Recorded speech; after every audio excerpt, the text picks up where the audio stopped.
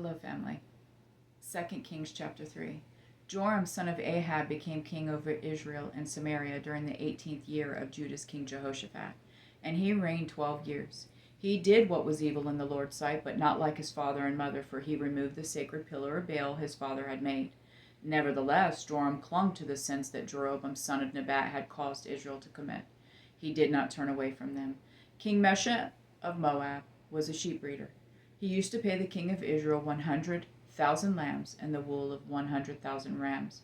But when Ahab died, the king of Moab rebelled against the king of Israel.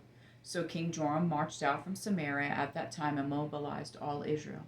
Then he sent a message to King Jehoshaphat of Judah. The king of Moab has rebelled against me. Will you go with me to fight against Moab? Jehoshaphat said, I will go. I am as you are, my people as your people, my horses as your horses.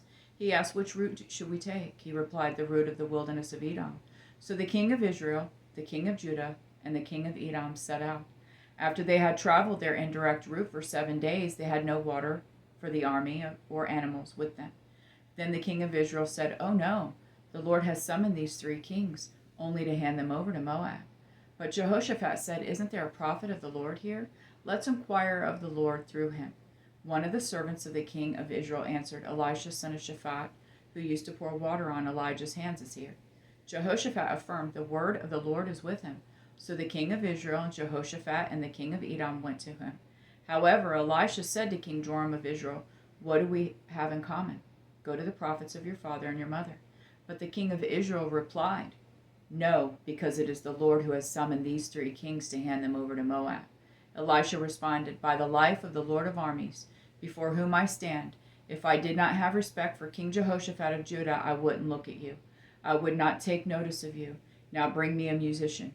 While the musician played, the Lord's hand came on Elisha. Then he said, This is what the Lord says. Dig ditch after ditch in this wadi. For the Lord says, You will not see wind or rain, but the wadi will be filled with water, and you will drink, you and your cattle and your animals. This is easy in the Lord's sight. He will also hand Moab over to you. Then you will attack every fortified city and every choice city. You will cut down every good tree and stop up every spring. You will ruin every good piece of land with stones. About that time for the grain offering the next morning, water suddenly came from the direction of Edom and filled the land.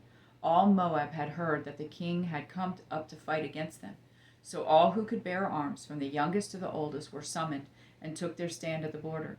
When they got up early in the morning, the sun was shining on the water, and the Moabites saw that the water across from them was red like blood. This is blood, they exclaimed. The king hath crossed swords, and their men have killed one another. So to the spoil, Moab. However, when the Moabites came to Israel's camp, the Israelites attacked them, and they fled from them. So Israel went into the land, attacking the Moabites. They would destroy the cities, and each of them would throw a stone to cover every good piece of land. They would stop up every spring and cut down every good tree. This went on until only the buildings of Kur, Hera, Seth were left. Then men with slings surrounded the city and attacked it. When the king of Moab saw that the battle was too fierce for him, he took 700 swordsmen with him to try to break through the king of Edom, but they could not do it. So he took his firstborn son, who was to become king in his place, and offered him as a burnt offering on the city wall.